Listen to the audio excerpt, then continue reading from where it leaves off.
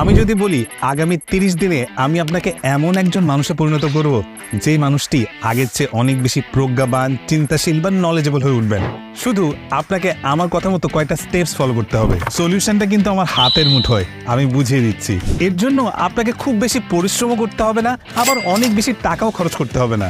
আপনি পায়ের উপর পা তুলে আরাম করে বসে থাকতে পারেন, অথবা শুয়ে বসে থাকলেও চলবে। আর দিনে মাত্র 1 টাকা খরচ করলেই চলবে। খুব বেশি সাসপেন্স হয়ে যাচ্ছে? আচ্ছা, আমি সবকিছু খুলে বলছি।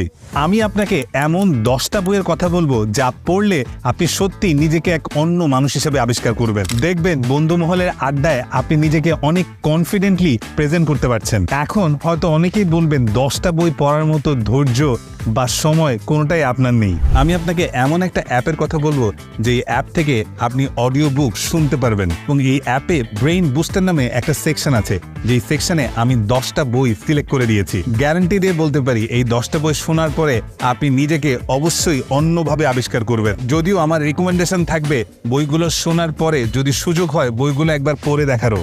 আপনাকে শুধু এই কাব্যিক অ্যাপে ঢুকতে হবে এবং ব্রেইন বুস্টার অপশনে সিলেক্ট করতে হবে। বইগুলো হচ্ছে the miracle morning, the 7 habits, rich dad poor dad, dopamine detox, you can do it, Shesher Kobita, more time মোর, ইমু, দি কম্পাউন্ড এফেক্ট এবং ইট দ্যাট ফ্রগ।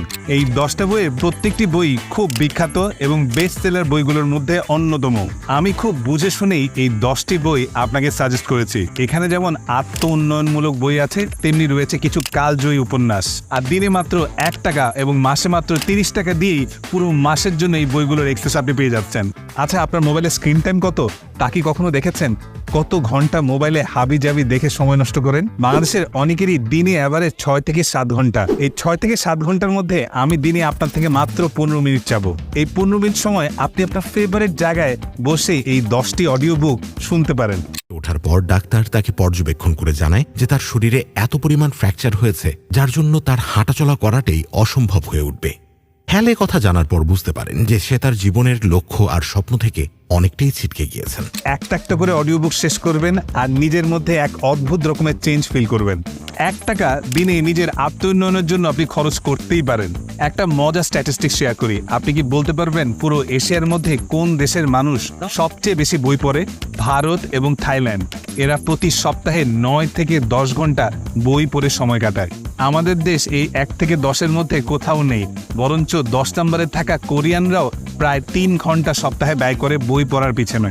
যেখানে অন্যান্য দেশ সপ্তাহে 3 থেকে 9 ঘন্টা পর্যন্ত পড়ে, সেখানে আমি আপনাকে সপ্তাহে 2 ঘন্টার বেশি দিতে বলছি না। তাও এই 2 ঘন্টা আপনাকে পড়তে হবে না, শুধু শুনলেই চলবে। হয়তো এভাবে অডিও বই শুনতে শুনতে আপনার মধ্যেও বই পড়ার আগ্রহ জেগে উঠবে।